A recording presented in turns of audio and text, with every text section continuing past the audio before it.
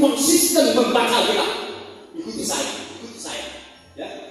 Paksa dirimu konsisten membaca Alkitab. 1, 2, 3.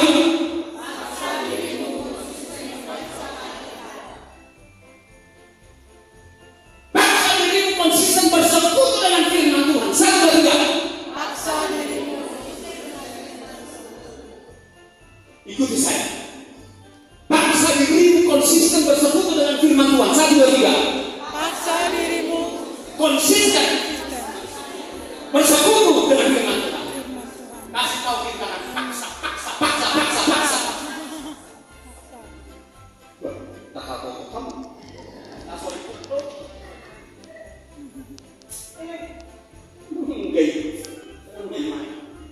Hanya orang yang bertekun kepada firman Tuhan yang akan dilindungi dari kegelapan, dari pencobaan. Amin. Coba seseorang buka dari Wahyu 3:10. Jangan main-main, datang ke sini bukan lagi.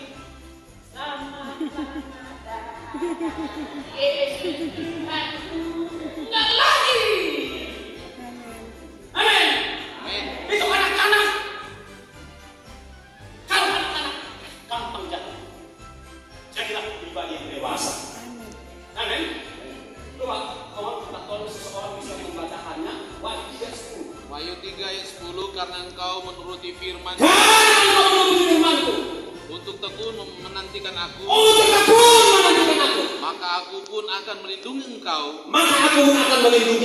dari hari pencobaan yang akan datang atas seluruh dunia untuk mencobai mereka yang diam di bumi.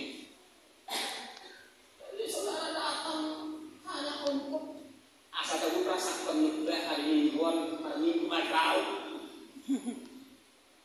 Gak zaman lagi. Dengan yang perasaan nanti harus gereja jalan-jalan gereja dan kita kan gak enak kali kalau gak gereja. Anak-anak tinggalkan model itu. Amin. Datang kepada hari minggu supaya kau dipenuhi terang yang besar itu. Amin. Supaya kau dilengkapi oleh kuasa firman Tuhan itu. Katakan amin. Jangan lagi dengan firman. Nonton drakor nggak ngantuk, nggak kok ngantuk. Pagi.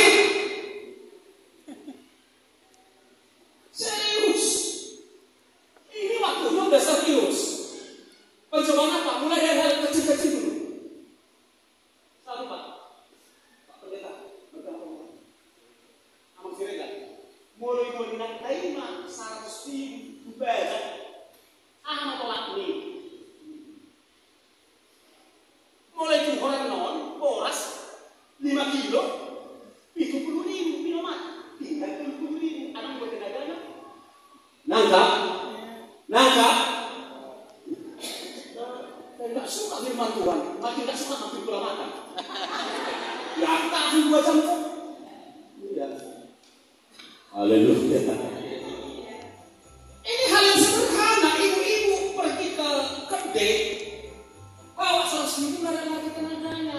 Itu bagian dari perkelaman, bagian dari percobaan. Artinya mulai terus-menerus eskalasi kesulitan ekonomi terjadi, bos.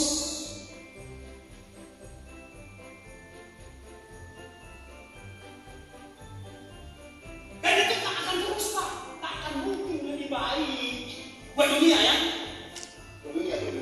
Bagi bertanggung dan aku yang bertekun tadi ada cara khusus untuk menolong. Amin. Namanya mujizat. Yang mengalami mujizat anak orang yang bertekun. Tidak bisa orang menolong. Ngajak begitu saya tahu orang tangan kakinya. Menjadi nggak ada itu. Serius. Nggak pernah baca kebenaran firman Tuhan. Terjadi mujizat. Nggak ada itu. Tetapi seluruh dunia kelam. Ekonomi kelam. Nah, yang pertama tadi perilaku orang manusia kelam.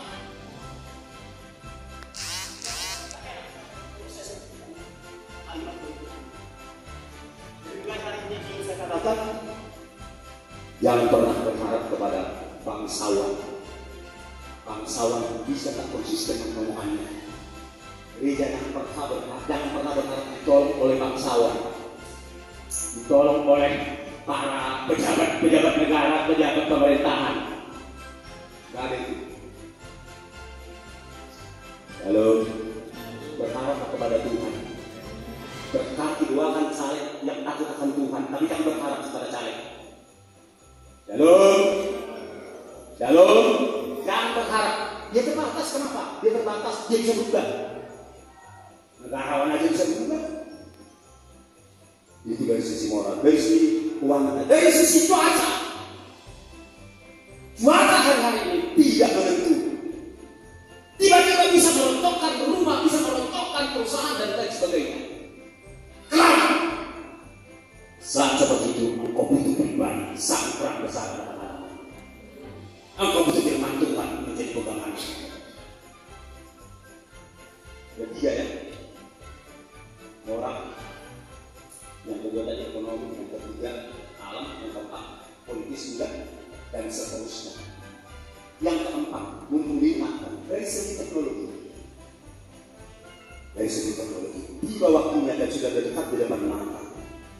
Saudara-saudara, penggunaan AI, Artificial Intelligence, kecerdasan buatan itu akan menggeser banyak pekerjaan manusia dan akan menggeser institusi pendidikan.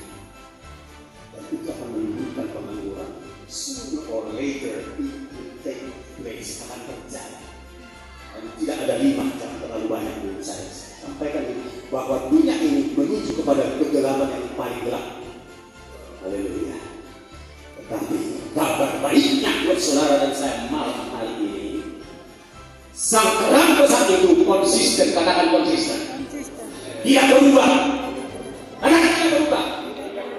Dia tak terpengaruh dengan resesi, dia tidak terpengaruh dengan teknologi yang gagal. Karena teknologi akan gagal, semua akan saling menyerang satelit. Perang menghancurkan satelit itu akan terjadi. Berarti teknologi akan gagal. Haleluya. Tapi Tuhanku dan Tuhanku tidak tergantung pada itu semua. Amin. Siapa nama Tuhanku itu? Siapa namanya? Bisa tepuk tangan bagi dia. Bisa haleluya bagi dia.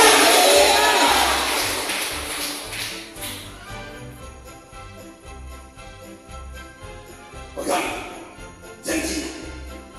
Wahyu 3:10. Pegang janjinya satu lagi. Tuhan berikan kepada kita. 2 Samuel 22 ayat 3.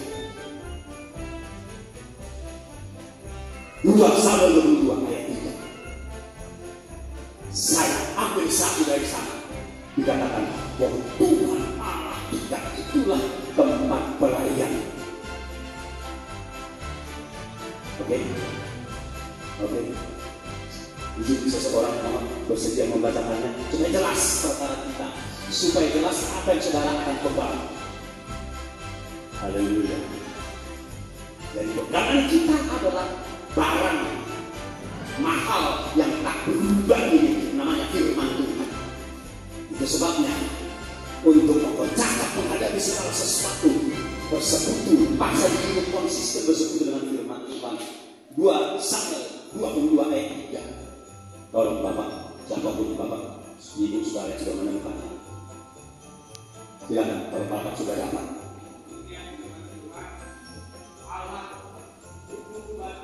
Itulah terang yang besar itu terus. Itulah terang yang besar itu terus. Itulah terang besar itu terus. Ambil selama itulah terang besar itu terus. Kota benteng yang melindungi kita dari satu musuh, itulah terang besar itu. Maksudnya tempat pelarianku dan pelarianku. Saya kasih tahu, saudara sudah tahu, tapi izinkan saya kasih tahu. Tempat pelarian kita itu sifatnya maha hadir. Katakan maha hadir. Dia omniscience, dia maha tahu.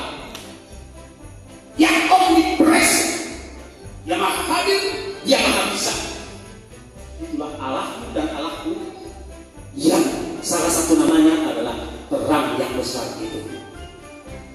Maka ketika situasi mengejarmu, ketika engkau tidak tahu harus mengadu kepada siapa, tidak bisa lagi mengadu kepada bangsa kawan, siapa begitu bangsa lagi mengadu, ada tempat pelarian kita terang yang besar yang bernama Tuhan Yesus Kristus. Haleluya. Dia tidak berubah. Sedikit pun tidak ada perubahan padanya. Termasuk dalam firman-Nya.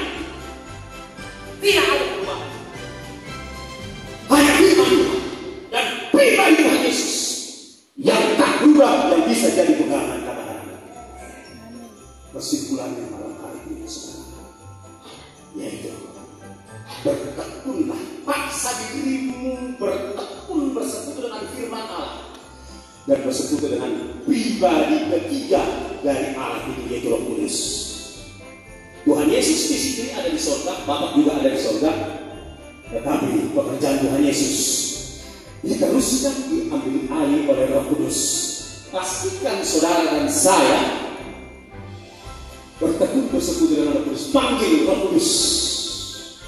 Saat engkau berdoa, panggil Roh Kudus. Saat ada masalah, tanya Roh Kudus. Panggil aja Roh Kudus, karena dia bukan Tuhan. He is God. Amin. Dia bukan angin, dia bukan api, dia bukan storm. Dia bukan gunung mati bermanifestasi seperti itu tadi bisa. Tetapi dia adalah pribadi dan dia adalah Allah.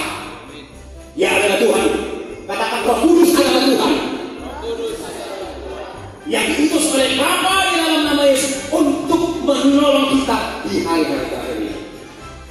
Maka saudara-saudara, bertekunlah, paksa dirimu konsisten bersekutu dengan firman Tuhan dan bersekutu dengan Roh Kudus. Lihat sini, saya sudah habis selesai. Jangan latih membangun hubungan inti dengan Roh Kudus, tidak lagi di permukaan. Amin. Masuk dalam kamar bersama dia. Ketika di sini kita rame-rame teriak-teriak, itu sangat memintakan hati Tuhan. Amin. Tetapi ada saat kita senyap.